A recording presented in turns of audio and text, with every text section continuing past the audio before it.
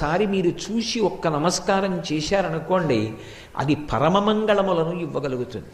రెండు, హనుమ యొక్క ఉపాసనలో ఉన్నటువంటి అత్యద్భుతమైన విషయం, ప్రతిరోజు హనుమ యొక్క ముఖాన్ని ఎవరు చూస్తారో, ఎవరు ఆయనకి నమస్కారం చేస్తారో అటువంటి వారి యొక్క అజ్ఞానము తొలగిపోతుంది.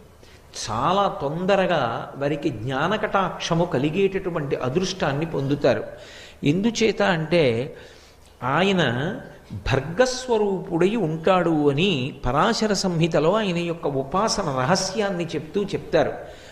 భర్గుడు అజ్ఞానాన్ని తీసివేయగలిగినటువంటి స్వరూపం. గాయత్రీ మంత్రంలో బీజాక్షరానికి అధిదేవత.